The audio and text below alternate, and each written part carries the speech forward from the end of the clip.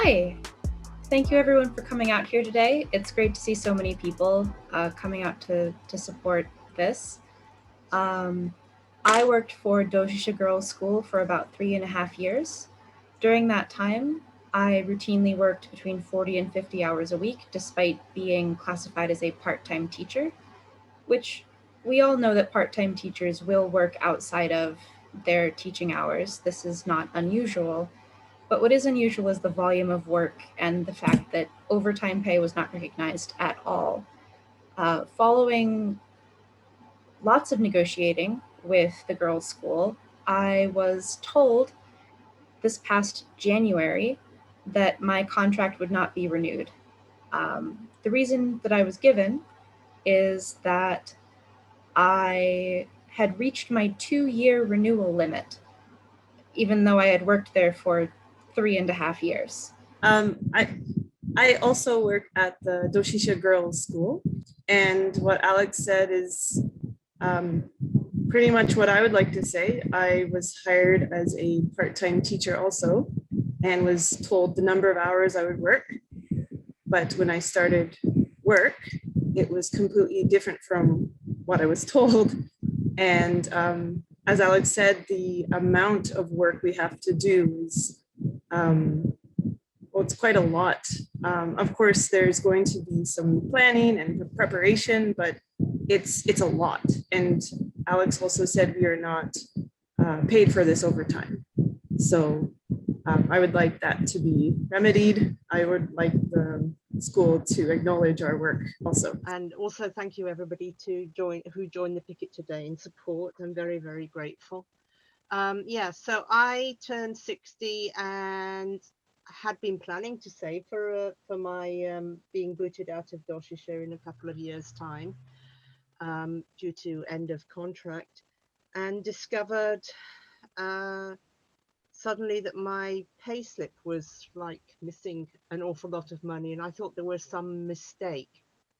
And so I went to the finance office and said, did you make a mistake? And they looked at me in shock, and then they went and checked on their computers, and then they showed me a large fat rule book in Japanese, and pointed to a rule that I had been unaware of, saying that contract employees over 60 shall receive a salary cut of 30%. This is when COVID hit.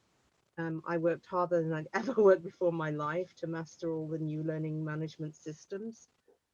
And, I'd just gotten my PhD after 10 years of struggle and hardship and very hard work. And to be told I was worth 30% less and a valueless member of the academy was a very bitter pill. And I'd like to do something for all the people who suffer from this particular custom. And we've been through, probably, Dennis, I don't know if you've talked about this, we went through all the negotiations and no movement and no acknowledgement that any change was going to happen, just an acknowledgement that change was necessary. Thank you to the Doshisha people for sharing and for being here. And I know, to a certain extent, you're being supported, but also, the thing is that we know one thing is true. When we do something at one workplace, it ripples through the other workplaces, and people in the other workplaces see it, and they don't want to be the target of, activity and court cases and labor commissions. So in a sense, we're all supporting each other, and that's the thing. And some people asked me, they said, but Dennis, why do we got to get together to send faxes or emails? I can do that from my house. It's because part of the union is being together and sharing each other's struggles. And even though we can't do it together in person, at least we can do this. But what I would like to do now is go to the information, I guess, handing out of leaflets part of the meeting. So I'm going to share my screen. This is where we're going to send messages to the world about the problems going on at Doshisha, and to send protest letters ourselves. So first of all, though, you know, when we have these labor disputes, we wear an armband, right? This is Zenidad Union on it. And it lets people know, you know, who we are and where we're from and things like that. So if people are up to it, they can go to point number 3 here. They can download a profile image or a cover photo that they can use either on Facebook or Twitter, actually. Next over here, and I know some of you have done it already, but many of you haven't, you have a choice to send a message to Doshisha through either email. What's more, I find more kind of, I don't know, what's the word? It makes more of a presence, I think, is fax. We hope that what you'll do is you will actually post to Twitter or to Facebook. You can just use these links here to share, and you can put it on your page. You can actually put the information out, and it's like actually being at a leafleting where you're handing the information out to individuals.